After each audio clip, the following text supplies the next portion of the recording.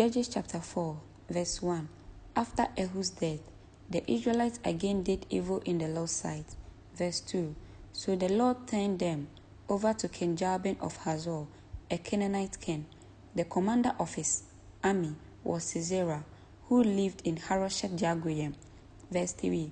Sisera, who had 900 iron chariots, ruthlessly oppressed the Israelites for 20 years. Then the people of Israel cried out to the Lord for help. Verse 5. Deborah, the wife of Lapidot, was a prophet who was judging Israel at that time. Verse 5. She would sit under the palm of Deborah between Ramah and Bethel in the hill country of Ephraim, and the Israelites would go to her for judgment. Verse 6. One day she sent for Balak, son of Abinoam, who lived in Kadesh, in the land of Naphtali. She said to him, "This is what the Lord, the God of Israel, commands you. Call out 10,000 warriors from the tribes of Naphtali and Zebulun out Mount Tabor." Verse 7. And I'll call out Sisera, commander of Jabin's army, along with 8 chariots and warriors, to the Kishon River. There I will give you victory over him. Verse 8. Balak told her, "I will go, but only if you go with me." Verse 9. "Very well," she replied, "I will go with you, but you will receive no honor in this venture, for the Lord's victory over Sisera will be at the hands of a woman." So Deborah went with Balak to Kadesh. Verse 10.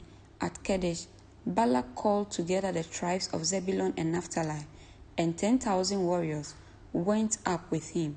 Deborah also went with him. Verse 11. Now Heber, the Kenite, a descendant of Moses' brother-in-law Hobab, had moved away from the other members of his tribe and pitched his tent by the oak of Zananim near Kadesh. Verse 12. When Sisera was told that Balak, son of Abinoam, had gone up to Mount Tabor, verse 13, he called for all 900 of his iron chariots and all his warriors, and they marched from Harosheth Jagoyim to the Kishon River. Verse 14. Then Deborah said to Balak, "Get ready. This is the day the Lord will give you victory over Sisera, for the Lord is marching ahead of you." So Balak led his 10,000 warriors down the slopes of Mount Tabor into battle. Verse 15. When Balak attacked, the Lord threw Sisera and all his chariots and warriors into panic. Sisera leaped down from his chariot and escaped on foot. Verse 16. Then Balak chased the chariots and the enemy army all the way to Harosheth Jagoyim, killing all Sisera's warriors. Not a single one was left alive. Verse 17.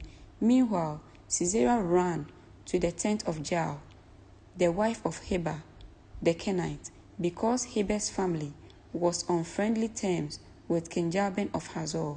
Verse 18. Jael went out to meet Sisera and said to him, "Come into my tent, sir.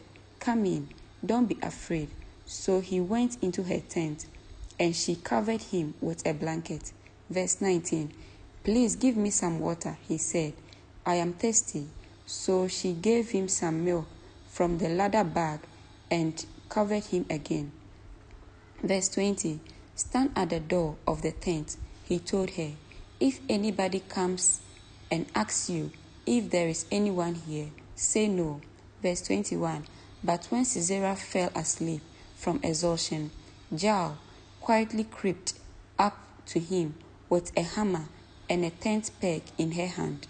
Then she drove the tent peg through his temple and into the ground, and so he died. Verse 22. When Balak came looking for Sisera, Jael went out to meet him. She said, "Come, and I will show you the man you are looking for." So he followed her into the tent and found Sisera lying there dead, with the tent peg through his temple. Verse 23.